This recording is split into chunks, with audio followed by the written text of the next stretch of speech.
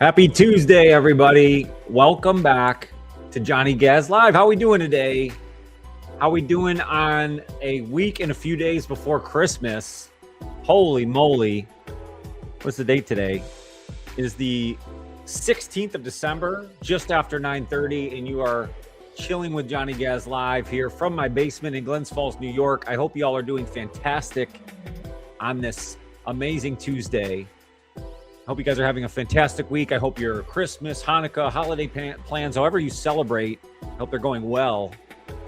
Definitely say hello in the chat. Let's get you guys involved here early and often. What's up, Jody? What's up, Scott? I appreciate you guys commenting even before we get started. Nothing better than that. Hope you guys are having a fantastic holiday season.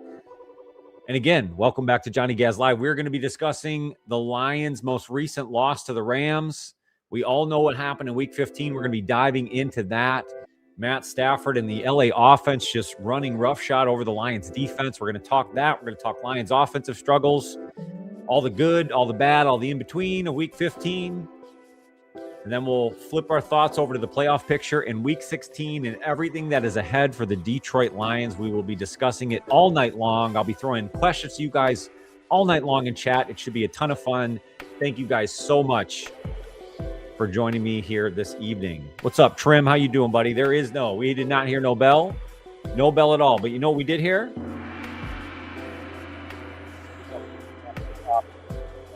How we doing tonight? Okay. Let's go Lions. So it's a Tuesday, you know what I'm saying? Typical Tuesday here. I just got back from a work holiday party, a leadership holiday party from work. I'm a part of the leadership team at the Glen at Highland Meadows Senior Living Community here in Queensbury, New York. Very proud of my role there. Love working in the senior living community. I love working with the people and the staff there. But today we had our holiday party. We went out to dinner, had some drinks, and now I am here for you guys and ready to go. But the reason I bring up holiday parties, especially work holiday parties, is, man, can those be awkward? You know what I mean? I mean, it's people that you certainly spend a lot of time with at work. A few of them I consider friends, mostly acquaintances. But to have to associate with them and their spouses is usually a fun adventure. You have to adult, you know. I had to be an adult here for a little bit, so that was fun. But now we're here. I'm so glad to be back with you guys, and I appreciate you coming along for another live session. Before we even start, guys, let me throw a shout out to you guys. I appreciate it always for getting involved in the chat, but let me throw you guys a question. Before we even start, how are you all feeling right now after this Lions loss to the Rams? Are we frustrated? Are we still hopeful? Are we kind of in between? I would love to hear from you guys, kind of gauge where we're at before we kick off this live. My friend, working in homes is amazing, but the family sucks sometimes. Jeff, you are so accurate, man. We deal with that all the time. We have people in our independent living that need to go up in care, and their families just basically stuck them there, and we can't get them to go along with, you know, us taking care of them the way they should be. But ultimately, we're there to help them, and it's a pleasure that I get to spend each and every day in that scenario. Jeff, I'm glad that you're also in that care scenario. Thanks for getting involved in the chat. Trim, it is awkward, man. Those work parties, I mean, again, a free meal I'm never going to pass up. Those people that I enjoy having conversations with at work, again, that's great. And in the big scheme of things, it's nice to kind of see people outside of the work setting. It does bring people together, boost morale. I think it makes, you know, the work days a little easier when you can kind of see other people out of that weird light that they're usually in when they're at work, a little looser. Everyone had a couple drinks, so that's always good. Jody's not feeling super hopeful, but it could still happen. Let me get the chat up on the screen here, guys. My bad.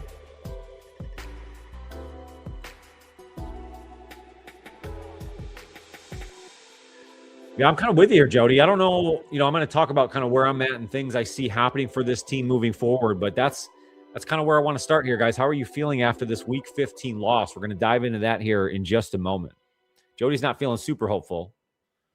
Trim says, we haven't been blown out by any team this year, so I'm still not too concerned. Scott says, I've been thinking that too, Trim. We haven't been blown out. Let me throw something else at you guys. They have not won back-to-back games in 3 months. Since the Bengals and Browns, they have not been able to string together back-to-back wins. Now we're asking the team to win at least 3 games in a row. If they're going to win a Super Bowl, that means they got to win 7 games in a row. Can this team do it? That's the big question. Something they haven't done in 3 months. Certainly against the higher quality playoff teams. Can they get 3 victories, and then can they get 7 victories to win a Super Bowl? Rick Shipman, how you doing, buddy? He says number 5 has to touch the ball more. I agree with you, bud. David Montgomery is not getting enough touches. He was effective, actually, in his touches against the Rams, but he just didn't get a lot of them. And it was clear the Rams were stacking up to stop Jahmyr Gibbs, and it worked. And the scheme that Dan Campbell and the Lions offense drew up to get Gibbs yardage was not working. The interior rushes were not working against the Rams. They didn't get enough to the outside with Gibbs. They didn't get him out in the space. That was my key to victory for the Lions, was getting the ball in Jahmyr Gibbs' hands out in space, and they couldn't do it at all. So I agree, Rick. They got to get Monty the ball more. 100%. That's a great point. Trim says they're overdue then. Absolutely. Will the teams they have left? Yes, they can do it. Yeah, I mean, that's part of it, right? They have the Steelers, they have the Vikings, and then a mega matchup against the Bears in Week 18. And I'm going to talk about all the playoff scenarios here before we get off this live. Jeff says, run Monty all day. I mean, maybe that's the solution. Maybe they go back to that true pound. What up, John Herman? How you doing? He says, good evening, Johnny and Lions fans. How are you today, John Herman? I appreciate you, bud. That was a good game Sunday against the Rams. I hate his refs help the Rams win. Scotty, that was one of the more egregious calls I have ever seen. And the Lions fans, we all know we've been through it. As a matter of fact, I think I might have something special for us coming up in just a little bit. We're going to look at we're going to look at that play, and we're going to look at another play in Lions history. And I'm going to ask you guys a very key question. We're going to have a little fun with some bad calls in Lions history, which will include the most recent one. What's up, Millicent? Welcome to the chat. How you doing? Millicent in the house. And you know what Millicent gets when she comes around. She says, happy Tuesday. As I have all my life, I believe in our Lions. They are in until they are not. I am not of the mindset of letting the past define the future. I agree with you. Let's not go same old Lions. That should be the only reference today, is what I've just made right there.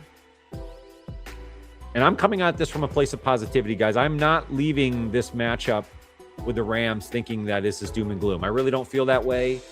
I actually felt worse coming out of the Thanksgiving Day loss to the Packers going into Dallas than I do coming out of this Rams game now facing the Steelers. I really believe the Lions will have the leg up in their next 2 matchups and should set up what could be everything in Week 18. The gong. That's right, Millicent. You get the gong. Merry Christmas, Trim. Appreciate you, buddy. I appreciate you always being involved and getting the chat going. Thank you, buddy. So let's recap what happened in LA. I mean, we know exactly what happened in LA. It's a 41-34 loss for the Lions. A game where I thought they really came out firing on all cylinders. Obviously, the Aidan Hutchinson interception was incredible. That is an all-time kind of play. And if somebody could make a block instead of just running after Aidan Hutchinson, he probably scores there. But that's beside the point. The Lions stuff it in the end zone, go up 7-0, and really start this game off with a bang. It's too bad they don't finish this game with a victory, because it makes a play like that from Hutch just means so much more. But it is ultimately now an all-time highlight, and it was so much fun to watch. So you start the game off that way. You feel good. Lions actually take a 24-17 lead in the halftime, which could have been a 24-14 lead, but they really gave up a lot of yardage late in the half to the Rams, who kicked the field goal. So they were able to cut in that lead, and then ultimately the Rams take over in the second half. Lions go 3 possessions where they go 3 and out. Rams offense becomes unstoppable with the run and the pass game. Puka Nacua, they're doing everything right in their rushing attack, and it seemed like Sean McVay had the special elixir to anything the Lions defense had in store. I mean, they could call anything. Play action was working. The naked boots were working. Our defensive ends were not sealing. Derek Barnes, I didn't think, had a great day. Our entire secondary did not have a good day. When you're playing as deficient as they are with all these injuries, it's hard to keep up. And unfortunately, against maybe the best offensive team in football right now in the Rams, they took advantage of your secondary. The pass rush wasn't terrible. I thought Aidan Hutchinson was there. I thought they got some rush and pressure against Stafford, but he played MVP type football. It wasn't perfect, but it was good enough to control the offense and control the football game. I mean, they controlled time of possession, and just defensively, the Lions just couldn't stop them from doing what they wanted to do. And when you combine that with a lack of a rushing attack from the Lions, they kind of became one-dimensional. You fall behind. You're putting Jared Goff in the offense in a bad position. I thought Jared Goff actually played really, really well. 338 yards, 25 of 41, 3 TDs. Amon-Ra St. Brown had a really good day. Jamison Williams with a touchdown catch. But all of those 3 catches, those 3 touchdowns came in the first half. And the Lions offense sort of went stagnant in the second half. And I think a lot of that is because they just couldn't develop a rushing attack. Jahmyr Gibbs completely disappeared in this game. They couldn't get anything going on the interior. They didn't give the ball enough to Monty. And that is a recipe for disaster when you're playing on the road against a quality opponent, let alone potentially the best team in the NFC, maybe the hottest team in the NFL, in the Rams. So the Lions lose that football game 41-34 and fall to 8-6. And are in a very weird position as far as looking outside into the playoffs.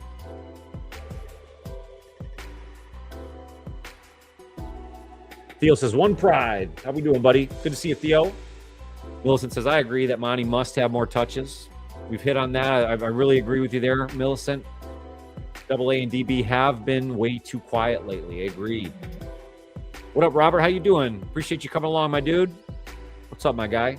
John Herman says, I can handle the fact that we fell short, but so tired of the ineptitude of the refs. Yes, buddy, we're going to look at that bad one. We're going to look at that bad call here in just a minute. We all love to see the magic of Gibbs running away from the opponent's defense. However, when it's not working, MCDC has to let it go. Yeah, there has to be an in-game shift. There has to be an adjustment that's made, and I don't know. That's really the big question with Dan Campbell running the offense. Now, there's no denying that the stats and the numbers themselves will prove that when Dan Campbell took over the offense, they've gotten so much better. They've been one of the better offenses in football. That's when you look closer, you kind of see inadequacies, and that's the unwillingness, or they're unable to adjust in game. Within the scheme of the game, they can't shift away from certain things, or they're unwilling to do it thinking that what they have planned is exactly what should happen. And when a running attack doesn't work on the interior with Gibbs, it didn't seem like they shifted to get him the ball on the outside, to use him as a receiver more, to get the ball to Monty. Robert says the third quarter again is the issue. It was the same as when Ben Johnson was here. Yeah, they really struggled in those third quarters. This one, a prime example of that. A prime example of that. I think they gave up 17 unanswered points at one point, and that's how you lose football games on the road. American Boxer, can you tell me why the dentists? You're gonna have to clarify on that one, buddy. I'm sorry. Can you tell me why the dentists? I'll put that up on the screen. Maybe you can help us out with that one, American Boxer. Good to see you though in the chat. Here we go. Can you tell me why the Detroit Lions took David Montgomery off the field as he was making his dominance felt? American Boxer, I feel you there. I feel you. They shouldn't have taken him off the field. They should have recognized that that was the right call through the interior if you're going to continue to pound. I mean, that was the way they could have adjusted, and they didn't do it. Millicent says, yes, Johnny, that was so bizarre that Gibbs was not used as a receiver more. I couldn't understand it, Millicent. It seemed to work in previous matchups when you could kind of balance the way you get him the football. Now, here's the thing. Going into the matchup, you could probably argue that the weakness was the Rams' rush defense. But clearly they schemed this up to where they were not going to be hurt by Gibbs in the interior. It just wasn't going to happen. And they were successful.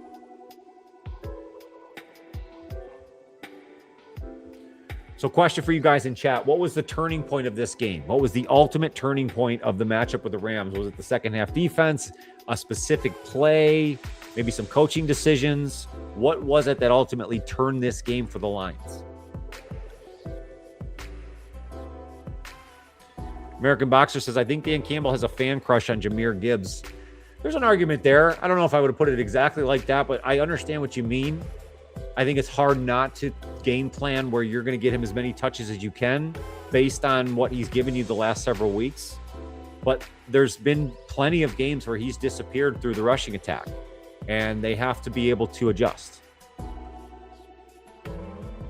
Trim says they need to line up both Demo and they need to line both up and let Demo throw to Gibbs and nix it up. That or just put them on the field at the same time. I feel like we saw less and less of that this week. I would like to see that more. Theo says the defense had a rough go, but the 3 straight 3-and-outs hurt so bad. I agree.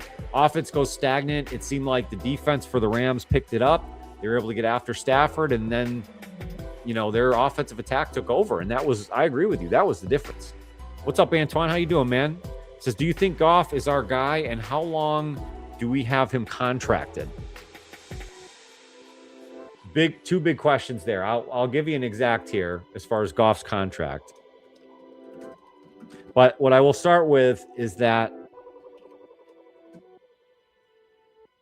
I'm a Jared Goff supporter in the situation he's in now with the Lions. Now, if you're asking me like big picture, if I could choose my quarterback, I would choose Jared Goff. But the way he fell into the Lions, the way he's been able to grow and become a more efficient, and I think he is a top 5 quarterback when he's at his best. But for Jared Goff to be at his best, he has to be surrounded by a great offensive line, a premier rushing attack, wide receivers. I mean, a lot of what the Lions have had the past several seasons. The problem is this year, the offensive line hasn't been as good. Injuries have hurt them, not having Sam Laporta. But even through that, Jared Goff's been very efficient. So I guess to answer your question, he's our guy right now, and I'm okay with that. But I think we are going to be asking some different questions here if the Lions don't win a Super Bowl next year or this year. I'm not giving up on this year. But right now, Jared Goff, he's on a 4-year, $212 million contract. That extension was signed May 2024.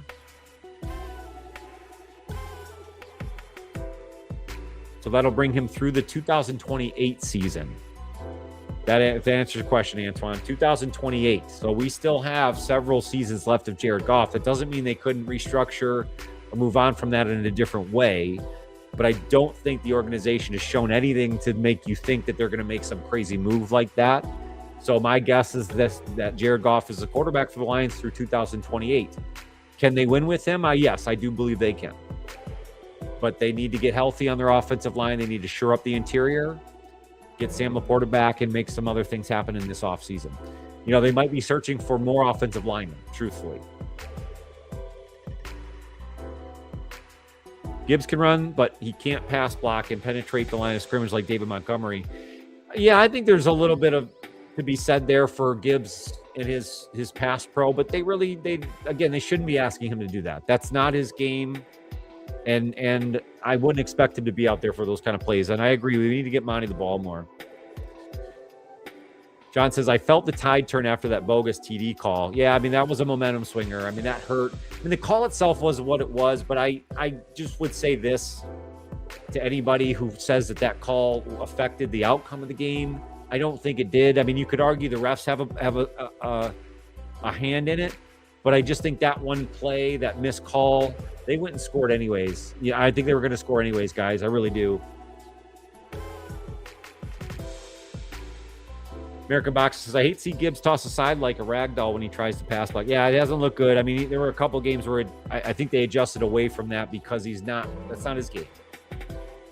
Millicent says, the positive piece is that our Lions show that they have the ability to get off the porch and run with the big dogs. The Rams did not bury us. I mean, I agree. I don't think the Lions, again, coming out of this, look any worse than what they did, let's say, out of Thanksgiving. I do believe the Lions can beat the Rams in the right scenario. I think it really hurts them that they don't have their 2 safeties. That's probably a huge piece to this, Millicent. Trim says, Goff is awesome. Goff needs more than one Mississippi to get it out safe. That's true. That's why the offensive line plays such a huge part in it. And he's got to have time to be able to step into throws, read through progressions. When he can do that, again, he can be elite. But when he has pressure on him, he is far away from elite. And maybe that's the problem that people have, right? What's up, Lupe? How you doing? He says, hey, Johnny, great show. Do you think we trade Demo next season since it looks like they don't know how to use him to open up some salary cap and get picks? I think that David Montgomery, if you saw the story, he had kind of posted something cryptic through his socials just to kind of, hang in there sort of thing. I think he realizes he's not being utilized to the best of his abilities. I do know that the Lions really like him. I think there is a possibility this might be his last season with Detroit. But let's let the next 3 weeks play out, because I don't think the Lions are done with him by any means. I really believe for the Lions to win multiple games in a row, they're going to have to lean back on this rushing attack, which means more David Montgomery. So it's a possibility, Lupe, but I think it all will depend on how they finish. Me too, Trim. I'm tired of hearing the mobile quarterback argument. I won't make that argument. I'm not saying the Lions have to have a mobile quarterback to win a Super Bowl, but the truth is Jared Goff isn't, and some people hang their hat on that. Jeff says, when we ground and pound, it makes the line look better. Let Monty beat and wear them down. I mean, that's his specialty. Over time, that works for you. Antoine, you rock, buddy. I appreciate you being around. You guys are flying with the chat today. I apologize if I'm not keeping up. That just means we're having a good old time here today, and I appreciate you. Keep them coming. We will keep on rolling through it. We're getting through our Lions recap. I got a few takeaways from this game before we move on. I want to hit on, again, the second half collapse to me is huge. The way the offense fell off. We knew the defense was going to struggle. That's not a surprise. When you're that hurt in the secondary, you're not going to hold up against an MVP-like quarterback, Matthew Stafford. All of his weapons, the rushing attack, when that works, when the defensive attack for the Lions can't even hold up against the run, that's a real problem. The Lions have been able to hold their hat on stopping the run, at the very least containing quarterbacks, and they were not able to stop the run against the Rams. I mean, the good thing is you don't have to worry about a mobile quarterback with Matt Stafford either, but when you can naked bootleg with him all day long, you are in trouble, and that ended up happening.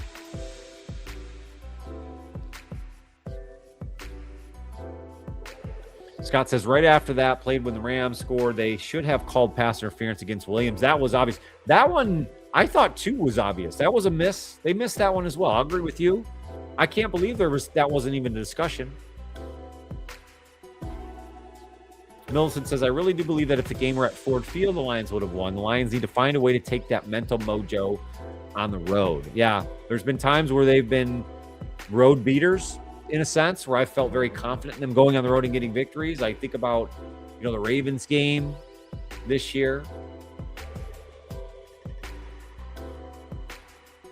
American Boxer says, the answer to when the Lions lost control of the game was when they took David Montgomery off the field. He provided this point when he scored that last touchdown from the quarterback position. I mean, they like using him in that wildcat. He's effective there. It worked. He looked pretty upset even after that touchdown, but I think he just knew what was going on. Antoine says, JG, do you see our GM or any of our coaching staff changing in the coming months or years? I do not see any change in the GM or coaching staff. I mean, there might be minor moves, don't get me wrong, but as far as the major player, Dan Campbell is not going anywhere, and Brad Holmes is not going anywhere. The Ford family historically does not move on from staff quickly. And with the recent success the Lions have had with this GM and head coach, the Ford family is very happy with the situation. The stands are full. Season tickets are sold out. You have to get on a waiting list for years to get them now. Season ticket prices continue to go up. Concessions go up. I'm not supporting all that. I'm just saying that's the reality. And that's because of the way the Lions have turned this thing around, because of Brad Holmes and Dan Campbell. So because of that, I don't see any of that changing, Antoine. I do think that they're going to bring on a different offensive coordinator. I kind of see that in the works because I don't see them handing it back to John Morton. And I'm still not necessarily sold on Dan Campbell being the long-term offensive play caller. So to me, to quickly answer your question, I'd say there's no major changeover except for potentially a different offensive coordinator. But I also could see it where Dan in the next year holds on to this. So we'll see. Thank you, Scott. Trim says, this is going to be a fun ride to the playoffs. Anything can happen with a chip and a chair. Truthfully, this team with a chip on their shoulder is dangerous, and that is a great point, Trim. I would not want to face a Dan Campbell team playing with nothing to lose, right? That's not good. American Boxer, absolutely. I think they're going to replace John Morton unless they put him in some lesser role, where he's just like pass game coordinator, and that's kind of what he is now. So unless he gets another opportunity or a big payday elsewhere, he might just stay on staff in a lesser role. Jeff asked, did the defense struggle or did they get out-coached and our offense couldn't stay on the field?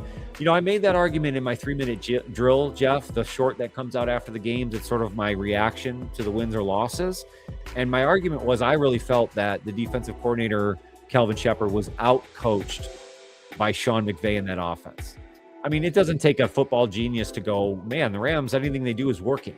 The run game's working. The pass game's working. Puka Nacua catches everything.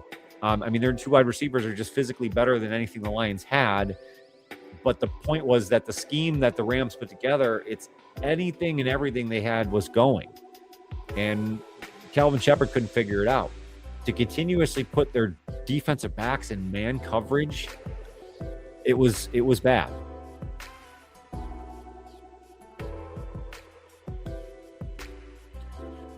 Theo Woodward, how you doing, buddy? He says, I understand that Gibbs is featured back, but wouldn't it be nice to see them surprised with the flip of opening with Demo like last year? Yeah, flip it on its head. Don't let the other team scheme you out of the game. And that's kind of what happened. Rams took away Gibbs in the rushing attack, at least his rushing attack, and it destroyed the second half for this offense. Dan Campbell needs someone to run the offense he has confidence in so he can manage the whole game from a bird's eye view. That might be his best role, is not as your offensive guru, but really your true leader, your true captain of the organization. I just don't really ever love your rah-rah player guy being your offensive mind, because I feel like you're done having to do too much. And there's been too much inconsistency on this offense, as good and statistically as they've been, for us to say that this is the ultimate solution. So again, American Boxer, that might be something that we need to look at. Going back to my 5 takeaways, we talked about the second half collapse, the defensive issues, clearly a concern. You can't just make up for a loss of all pro safety and Pro Bowl safeties. Kirby Joseph not being there, Brian Branch not being there are huge losses. They provide so much protection to your defense, and them not being there kills it. Absolutely kills it. Let me take a swig, guys. Hold on.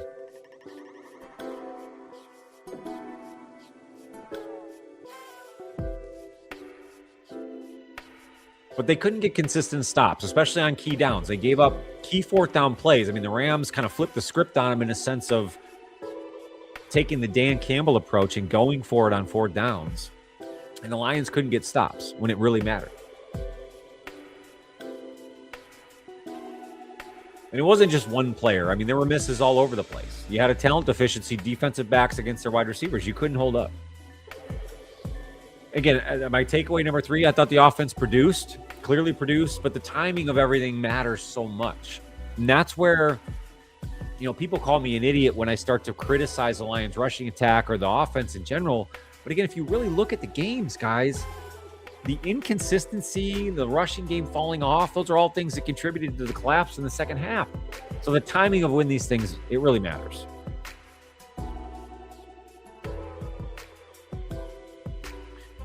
Everything you were trying to find an answer for could have been solved by keeping David Montgomery on the field. Man, you love some Demo, American Boxer. I love it. He was smashing.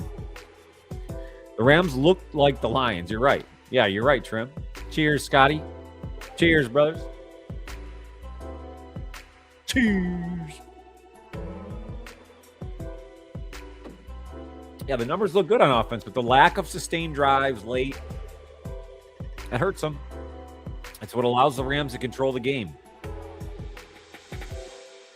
Takeaway number 4, critical moments, game management. I think that hurt the Lions. Play calling, certain situations. We saw Dan Campbell throw the red flag when he couldn't challenge a play. It's just little things like that in a road game, week 15, when you got to have a win. They all add up to a 7-point loss to the Rams. And I just feel like the last takeaway of this game, this loss shifts the tone of the rest of the season. A win there still gave you options, still allowed you to control your destiny. And now that is gone. This loss to the Rams takes that away. And so if we're going to lean back into what Dan Campbell's message is, it's all on him. That accountability, you got to emphasize the urgency within the entire locker room, because it is make or break a point now coming out of week 15. Antoine asks, is Reed an issue to you? He got burned out of his shoes in several games. Do the Lions keep him? Antoine, I was shocked by how unathletic DJ Reed looked in that matchup against the Rams. And I don't mean that in an overall season sense, but he hasn't been good. And it is an issue only because of the spotlight being shined on him now. I don't know if any of this comes into play if Terry and Arnold had been healthy all year long and you have your two safeties to rely on. A lot of things would be different, I think, in that sense. But when it's just him out there, he is undersized. He is not fast. I mean, he is fast, but he's not fast compared. And it hurts so badly to see him just get completely run over by Puka Nacua and Devontae Adams and really the entire offense. I think they are going to need some cornerback depth, because not only Antoine is Reed an issue, I think Terry and Arnold might be an issue. And I'm not giving up on him either. And his injuries have been a problem. We're going to give him another season to figure this all out. But right now, you can't sit here and say you have a lockdown corner number one going into next season. Trim says, it looks like I picked the wrong week to stop sniffing glue. Smart man. Just, I know what to get you for Christmas now, Trim. Reed is running very cautiously. It is a fear of aggravating his. You know what, Millicent? You could have gone for that. And I'm not even just giving you one to give you. That might be the point. Is he not playing the potential because he's playing out of fear? Yeah. Jeff, I think you're probably right. The problem is they don't have enough DBs to sit them. They're running out of bodies. They just re-signed another practice squad player. They lost Eric Hallett off their practice squad, who started the game against the Rams. He's now not on the team anymore. He's not on the Lions. He got poached. So, Trim's funny guy, isn't he? Yeah, I agree with you, Millicent. Reed is not running in a fluid manner. Something is off. Perhaps afraid of injuring that hamstring again. I agree. Davenport got his hair cut. It's too hard. Played gingerly. Look, where is Marcus Davenport? He's been nowhere. I mean, you can make an argument maybe he's helping us in the run stuff, but they didn't do that well against the Rams. So where is Marcus Davenport? That again, is it surprising? No. But you thought maybe coming back, hey, he's back in the lineup. He's a little bit healthy. Maybe we can get something. And no, we didn't get anything.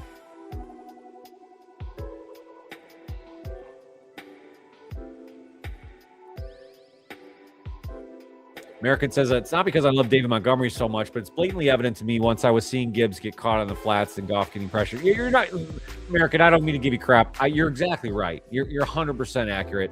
There's got to be more David Montgomery. And more than that, there's got to be a willingness to shift within the game. Millicent says, I'm a former track star. A hamstring injury takes a lot of mental work to come back. I love that perspective. I didn't know you were a former track star. That's awesome. So now you bring a lot of great perspective here. And you're right. It's not quick. Hamstrings are linger, man. That's tough. I mean, and I'm sure he was trying to push it, to get back. Obviously, with the other injuries, they needed bodies. They got to have them. And he's going to have to continue to play through this, because if he's healthy, he's going to be in the lineup.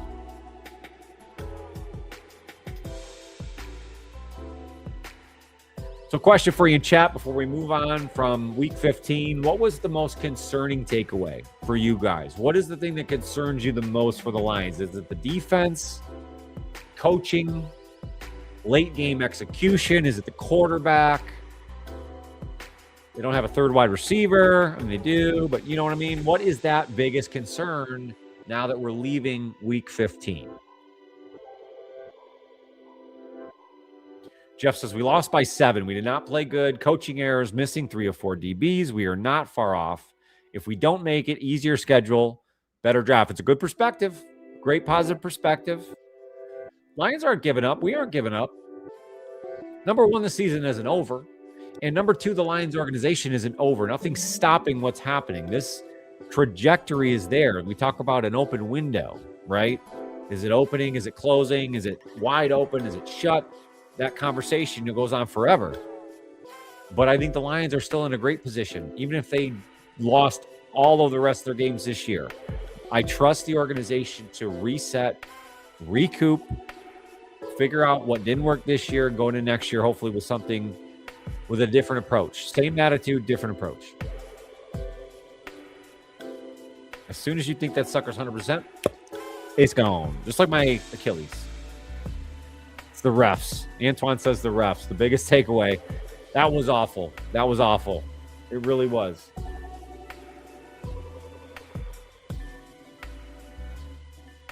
It really was. As a matter of fact, that's a great segment. Great segment into this. Let's see if I can get this pulled up. See if I can go side by side here. I'm going to start doing something crazy. Bear with me 1 second.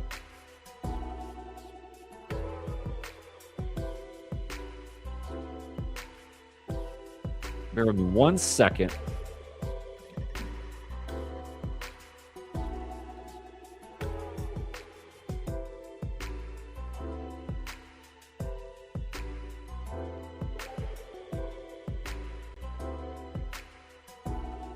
Okay. All right. I got it queued.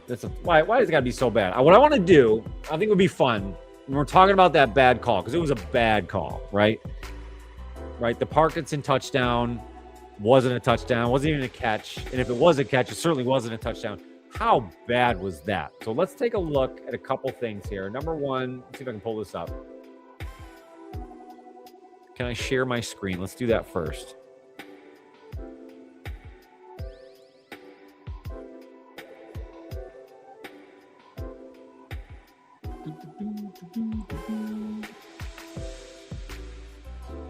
Okay. Let's take a look at this first, right? Let's look at the play from week 15. Okay, let's live this up.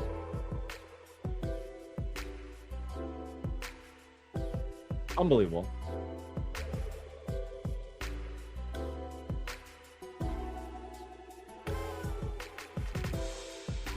So not only you could argue that's not a catch. That ball, I think, is coming out of there. He doesn't have control. But even if that is a catch right there, and you see it there, that should have been short. I mean, I'm not showing anything you guys don't know, but how they could make that ruling, I have no idea.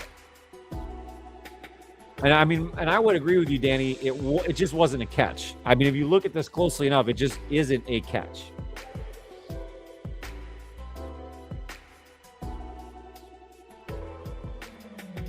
And really the bigger question here is, what are the refs looking and talking about while they're playing this out? Because the justification of this was that he's bobbling it through the process, which then led him into the end zone. And they're saying he completed the catch with the process ending him in the end zone. And obviously the call in the field was a touchdown. And you could see the ref, he's literally shaking his head like he was so certain of it. So it's awful. It's awful, guys. There's no way in hiding that, truthfully.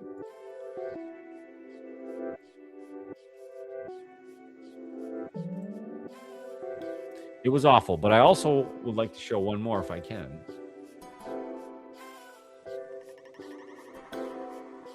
Let's see if I can get this on the screen too.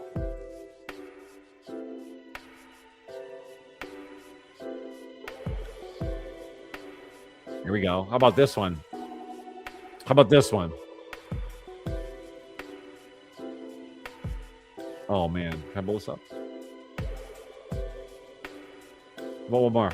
Let's do that one more time. So I guess here's my question, right? Which one was an actual catch? Is it Calvin's? Was Calvin's an actual catch? Or was Parkinson's an actual catch?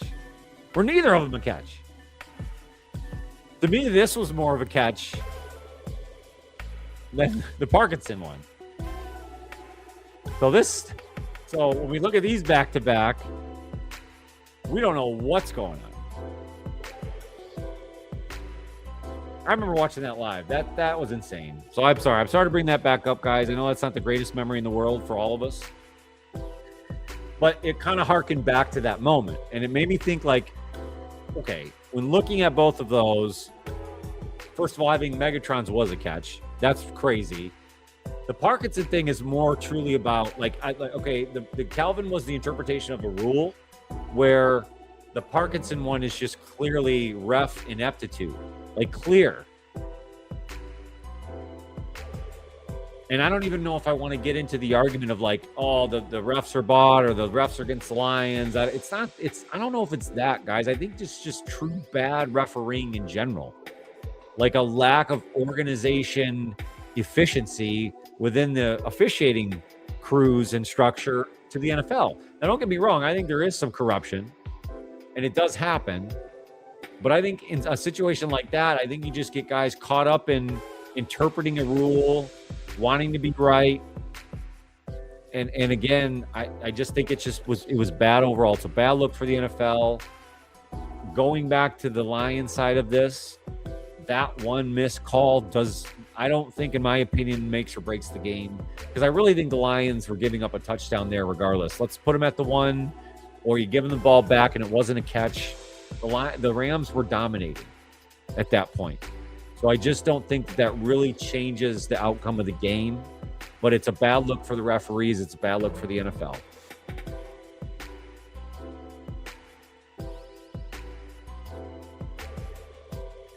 What down was it on that play? On the Parkinson play, I'd have to look at it again, Johnny. I'm not exactly sure. I got to go back. I think Calvin's was definitely a catch for sure.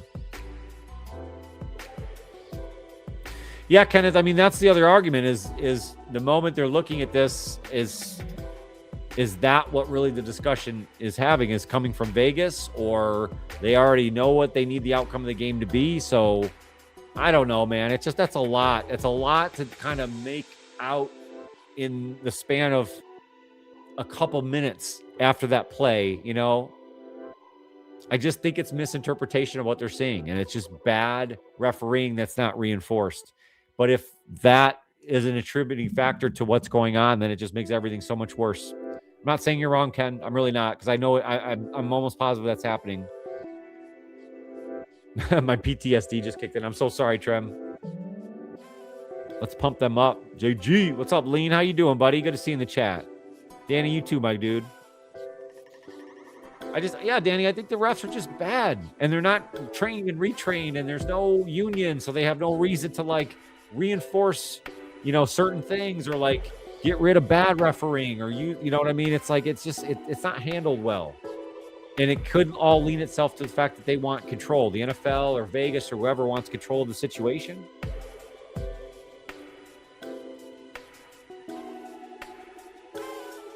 Those refs are making $150,000 to $200,000. Millicent, you're right. And the fact that this happens even after they're getting paid that amount of money is crazy. It's egregious. I'm in a glass case of emotion. Spotty Baxter. When they turned Calvin over, I didn't get mad for days. I was shocked, numb. Yeah, that was insane. That was crazy. I mean, to me, that was I'm 40 years old, and I've seen a lot of bad Lions things happen. That one, to me, I remember I was so involved in that moment in my life with Lions, and I was in the same boat. I kind of agree with you, Jeff. I think I was mad. The missed PI and J-Mo in the end zone was terrible. Agreed, Johnny. American says, oh, yeah, I think the Lions have too much talent for the coaching staff to manage. How was it that they pulled Demo out of the game after the half and they didn't play Tesla? Tesla's a whole nother thing. I wonder, he only got one target against the Rams. Tesla did.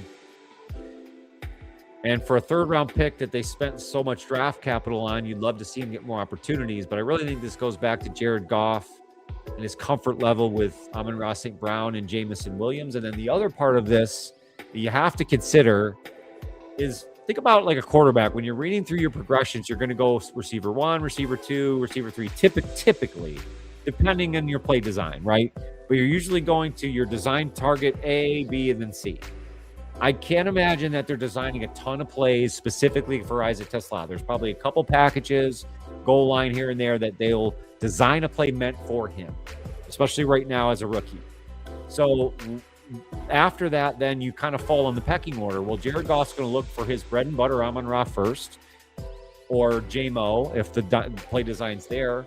So that means typically TeSlaa is either option 2 or 3 in every single play. With the Lions' current offensive line, Jared Goff's not able to read through 3 progressions. So usually if he doesn't have his first read, he's lucky to get his second read. So that means TeSlaa usually doesn't even get an option. So we got to give that time for TeSlaa. Their calls could really piss off a lot of gamblers, said John Herman. Goes back to when the NFL tried to take Thanksgiving Day away from Detroit. Ford family shut that down. Yes, they did, Jeff. I want to see more TeSlaa lineup at tight end. I thought that would kind of be the transition. I also heard Jalen Meeks, the undrafted wide receiver, was going to maybe see some time at tight end. We haven't seen that yet. The Lions are in need of a tight end, at least a backup tight end. With no Sam Laporta, that's really clear that hurts them. Yes, American, that's a part of it. I mean, you don't have a running back that's going to pick that up all the time. But they were in the same exact situation last year. They had the same 2 running backs. The difference was Frank Ragnow. That was the difference. So I don't think it's because Gibbs can't pass block. It's because they don't have the same guy in the interior. That's the difference.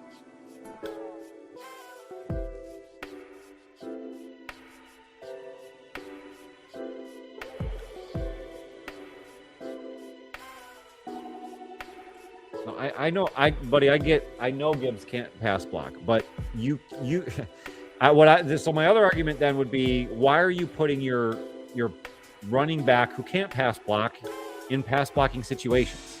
That's not Gibbs' fault. That's your coach's fault. That's your scheme. Wrong. That's wrong scheme. He shouldn't be pass blocking ever. So so again, you're not scheming it up, or you're not using your running back correctly. And American, I'm going to say this: David Montgomery isn't the answer. He might be the solution for a couple games, but he's not your answer long term. So I don't know if you just don't like Gibbs or you don't like him as a pass blocker, but I would say this: David Montgomery will not be with this team in 2 years. Gibbs will. So we're going to have to figure out how to get comfortable with him learning to pass block or putting him in better situations. You're not wrong. The guy doesn't pass block very well. I'm not disagreeing with you there. Let's talk about the playoff chances and the path for the Lions. I just came out with a short today, actually this morning, that kind of outlined how or why the Lions can still make the playoffs. So let's kind of go through that in some detail. Before we do, if you have not already, make sure to slap the like button on the stream. It's the best way to help us out here today. If you haven't already, hit the thumbs up, share the stream out to your friends and your Facebook, your YouTube channels, everything, your feed. Let's get more people involved. We've had a great turnout here today. Chat is a rolling. Thanks to you guys. I appreciate it. American, Scott, Jeff, Trim, Millicent, Johnny Herman. Appreciate you guys. Lean, all you guys for being involved in the chat. Thank you so much. Make sure to slap that like button. Scotty, losing Frank was a huge deal. Jeff says they need a better system and coordinator that knows how to play chess and use all of his weapons. Dan calling plays has 3 players he goes to. Yeah, he does seem to favor certain targets.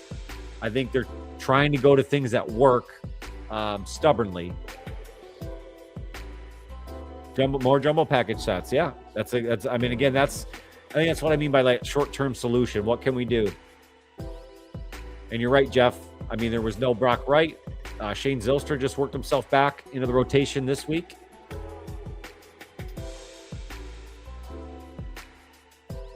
Miss the days of having a fullback that could block for anyone. Oh, Corey Schlesinger, great drop, Trim. I love Corey Schlesinger. Who didn't? Come on now. Yeah, having that true fullback in the lineup, man. Different era. You don't see many of those anymore. So playoff chances. Can the Lions still make the playoffs? That's the question, guys. Can the Lions still make the playoffs? And what is the actual path? Right? I mean, we've talked about the Rams loss to death. Every week we talk about either their win or the loss, what happened and how they've been. Well, it seems like now all year, the problems that we've sort of outlined in the preseason have all sort of come true to this point, sort of blown up. But they're still in position to get into the playoffs, to get into the dance. And sometimes that's all it's about. At 8-6, now they're in a situation where they most likely have to win out.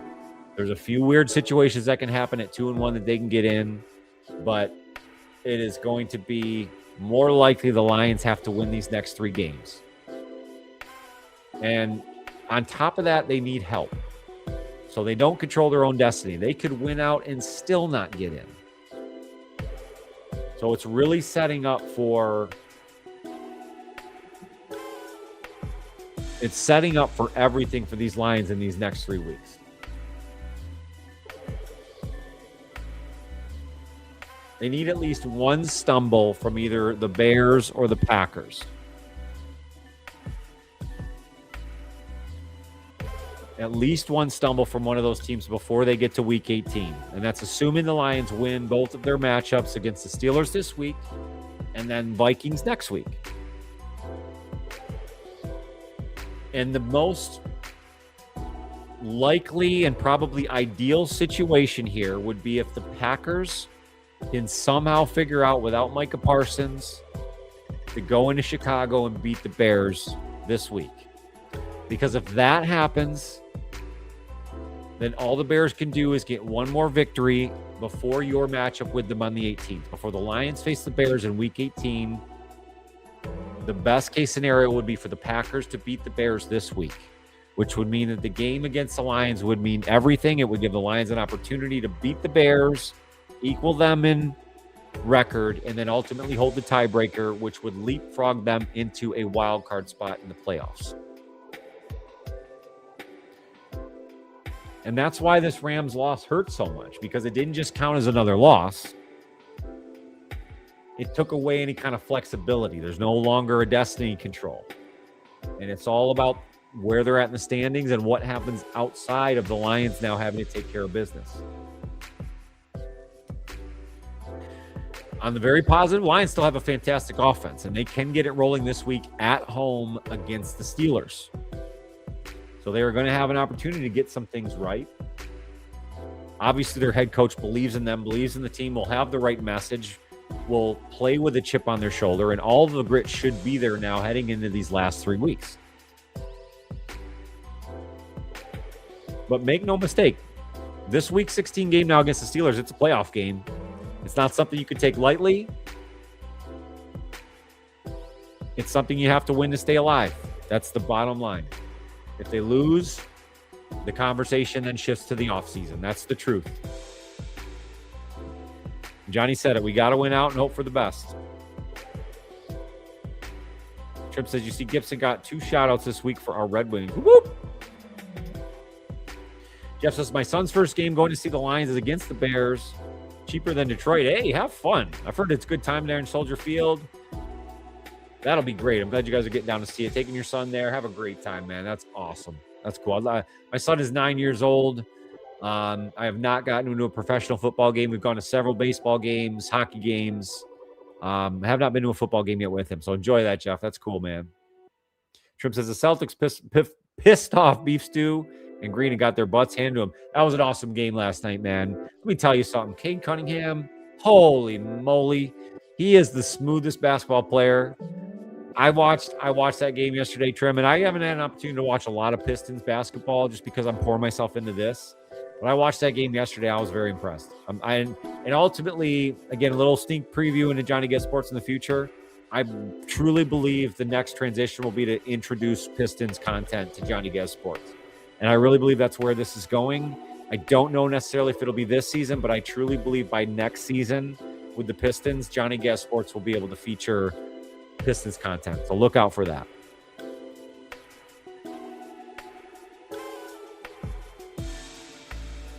Jahmyr Gibbs allowed 7 pressures on 16 pass blocking attempts, the most pressures allowed by a running back in a season since 2018. Yeah, man, he should not be pass blocking. No doubt about it. Trim, Rodgers Hail Mary still gives me nightmares. That was the worst. Oh, man, yeah. Anytime Aaron Rodgers is in Ford Field, you got to think of that moment. I think it was Richard Rodgers that caught the pass, Rodgers to Rodgers. That was one of those heartbreaking moments because they were in playoff contention in that game, and that kind of killed their vibe that year. Theo says the path requires 3 wins. They sharpen up against the Steelers. They then have to prove they can beat Minnesota before they face Chicago. Increasing momentum each week will be the key. I think you're right in that last point, Theo. That's a great point to make. Momentum building. They haven't won multiple games in a row in 3 months. So to do that, it's all about momentum. Hopefully stay as healthy as they can at this point. I think they can do it. There's no doubt about it. I think they can do it. Ideally, the Lions will get an OC that has mastered the I formation and capitalize on the strength of both Gibbs and Montgomery. That I will 1,000% agree with you, American. Big time. Matter of fact, I'm surprised they haven't had him on the field at the same time more often. Not that that's the solution. I just mean in their current state, why not have them both on the field? Use both of their strengths. Use Gibbs more of as a receiver right now. You clearly don't have all the faith in the world in Tesla. I mean, based on how Goff distributed the football last week, it was all Amon-Ra and Jameson. That was it. 1 target to Tesla. Millicent says, got me thinking about the Broncos in 1997, that Super Bowl. They were a wild card team that squeaked through every postseason game right to hosting Lombardi. You're correct. I'll also point out the 2 Giants Super Bowls. I think they were wild cards in both of those seasons as well and had to kind of work their way in. So it's very possible. And honestly, Millicent, I think the Lions have a better team, especially the Giants. I don't know if we could argue the Broncos teams necessarily, but certainly better than the wild card Giants teams. I hope Dan Campbell watches your podcast and reads the chat thread. Amen, brother. He calls me on the regular, so I'll text him, Now, we're here having fun. I love talking Lions football. I give it to you true and straight and real. I give it to you from my perspective, nobody else's.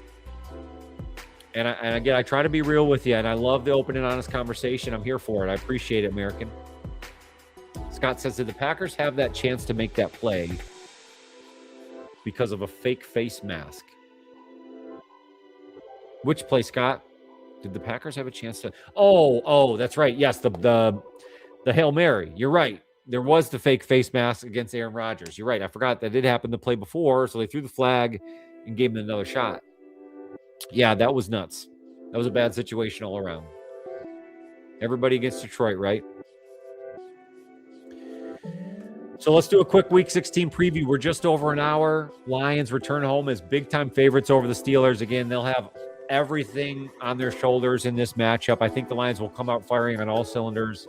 It's the final home game of the season, so Detroit will turn out in droves. It really doesn't get any bigger than this. It'll be a playoff atmosphere. Aaron Rodgers, Jared Goff, Dan Campbell, Mike Tomlin. It's a good matchup. It's all about the line of scrimmage. I mean, that's what the last several games have been about. How do the Lions control the line of scrimmage through their offensive line and the rushing attack, defensive line getting pressure. That's what helps your depleted secondary. I'll say it over and over and over again.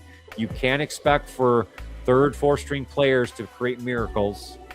You have to create it in other ways, and the way they do that is through getting after the quarterback. Plays like Aidan Hutchinson, he played well against the Rams. That's got to continue. We got to get more Muhammad, something out of Davenport. I don't know where Liam McNeil is, DJ Reader. Those guys have disappeared. We need more of that. Win the early downs. Eliminate the explosives from the other team. You cannot give up Puka Nacua type plays to the type of weapons that the Steelers have. Eliminate those explosives and then finish your drives. Get back a little bit to the Dan Campbell aggressiveness. I'm not saying be stupid with the football, but don't be afraid to go for it on 4th down. You can't rely on your defense really to get stops, so the offense is going to have to carry the day. Trim wants some free Applebee's. Amen, brother. Justin, how you doing? Justin Martinez. He says, I swear this season's going to give me a heart attack, man. I feel like I've had 4 of them already this year, bro. I'm with you. 3 more weeks, dude. Can we do it, Justin? Theo says, jumbo sets with Demo in the backfield, Gibbs at wide receiver. The Rams used a lot of jumbo sets with success against us. They did. They loved the jumbo. Again, they were effective in everything that they did. The Rams' offense was working, firing on all cylinders. So what do we think, guys? Lions, Steelers, what is that one key matchup that makes the difference in this game? And drop your predictions in the chat. Lions, Steelers, let me see your final score.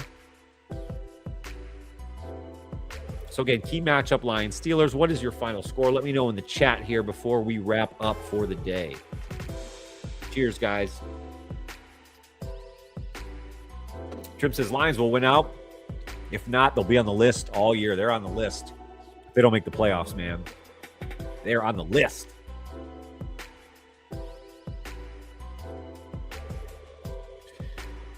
Jeff, yes. Absolutely, Jeff. And why hasn't there been more of that? I feel like they don't try enough of that. When you see Micah Parsons play, before he got injured, obviously, he's all over the field.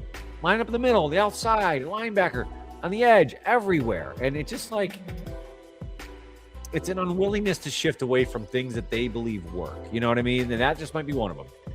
But he's been productive. Hutch has the last several weeks. So let's just kind of let him roll. I'm not worried about Hutch right now. That's not the concern. But I agree. Let's move him around. Broski Bear in the house. Big shout out to you, my dude.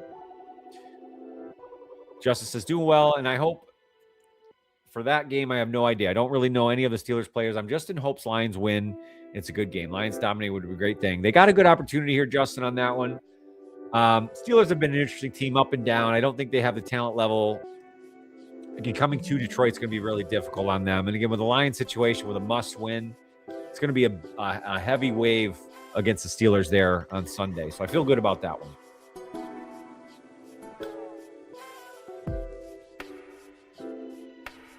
Trim says 28-20 Detroit over Pitts. I like that. 28-20. 42-9 Lions, says Jeff. That's a big one. Big blowout. I love that.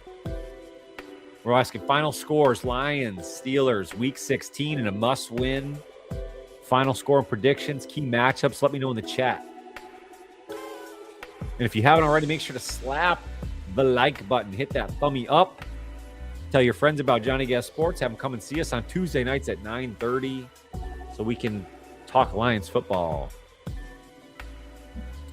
Rookie Jack Sawyer will most likely get the start at linebacker against the Lions. All right, bring him on. Let's go. That should actually, that's cool. That'll be good to see. We'll see if he's able to help with their run defense. Must find a way to shut down Rodgers-Metcalf connection. Agree. That one could be dangerous. That is a guy that they can't keep up with physically. So they're going to have to bracket coverage Metcalf. That's the explosives they have to avoid, for sure. For sure. So let's wrap this up for today, guys. Tuesday, the 16th. The season is on a knife's edge, it feels like. It's been a weird ride. It's been a fun ride, though. And it's been great talking Lions with you guys every Tuesday at 9:30. The Lions are not done. And we've talked a lot of negative, but the truth is I'm going to remain positive. And a lot of you guys in chat in the same boat. And I love that. And that's what we have to be. As Lions fans, over the next 3 weeks, we begged for meaningful football in December. We begged for it for years and years. Matt Patricia era, Wayne Fonts era. I mean, we can keep going back. But we're living in what could be the best era of Lions football right now, and we have meaningful games in December, and this Sunday means everything for the Lions. They have to win this week. They have to win next week, and if they do that, it should set up a very meaningful Week 18 matchup, and we'll have a lot of fun watching the other games as we play scoreboard watch through the rest of the season. And honestly, guys, it's a lot of fun. It's nerve-wracking. That's why we love football, and that's why we love the Lions. I appreciate you guys for coming along. I really do. The chat was hopping tonight, more than I could even keep up with. And really, guys, that's a dream come true for me. I will continue to adjust the way we work these lives. The more chat flows through, I will always try to get to all of your comments. And I really appreciate you guys being involved early and often. Millicent, Broski, Trim, Johnny Herman, Jeff, Justin, American, Scotty Shrouds, everybody, all you guys. It's because of you that I love doing this, and you guys make it worth it. Thank you so much. Bark twice if you love Milwaukee. You crazy, man. Meow. That's not what you asked for. Good night, Theo. Appreciate you, dude. First time I've caught you live, says Justin, but so glad I did. Justin, I'm glad you're here. I'm glad you caught us live. I hope you come back next Tuesday. I have content that comes out daily at Johnny Gaz Sports, YouTube. Actually, I don't even go through the socials. You know all the socials. But if you look up at Johnny Gaz Sports on any one of your social networks, you're going to find Lions content every single day. Every day. Jeff, thank you, buddy. Danny Kloop says 31-21. Danny, I appreciate you, my dude. I don't think I shouted you out specifically. Well, right now, buddy, here's what you get because I missed you. Danny Kloop gets one of these.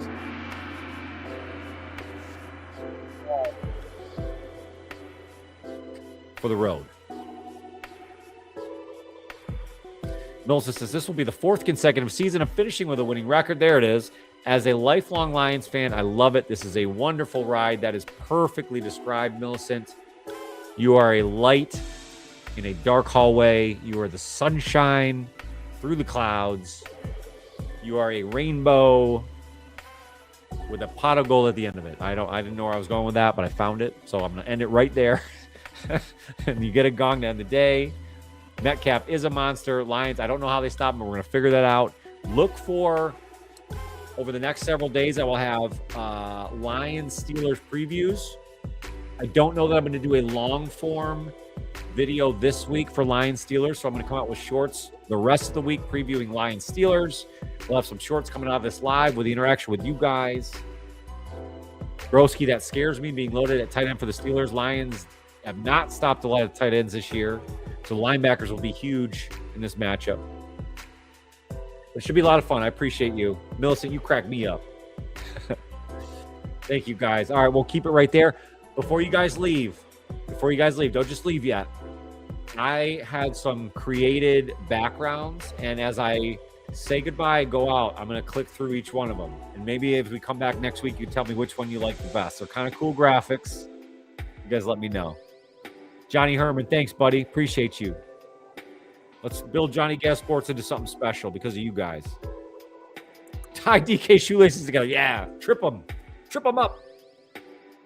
Maybe like a little toilet paper. We'll light it on fire as he's running, hot foot. We'll do a hot foot. We'll give him a swirly. What do you think? We'll swirl it. We'll do the old bully. We'll bully him. No, I don't support bullying. I'm just kidding. No bullying. No bullying in Johnny Gaz Sports. We're just having fun talking about bullying DJ Metcalf. And I appreciate you guys so much so. Yes, right, baby. We're getting swirlies all night long here in Johnny Gaz Sports. Rare View coming in at 10:40 with the Jarrett will not give you a Super Bowl. Well, let's post that. Jarrett will not give you a Super Bowl. Do you mean Jared Goff? I think Rare, you meant Jared Goff. But in either sense, I love you guys. I hope you have a fantastic week. Guys, it's getting close to Christmas. Actually, that reminds me, next week, special Christmas show leading into the 25th. We'll come back with a, all right, well, you got me, Rare. Jarrett. He hasn't yet, that's for sure. He hasn't yet. Jarrett Golf. I like that. Jerry Goof. I've heard that one before. I like Jerry Goof.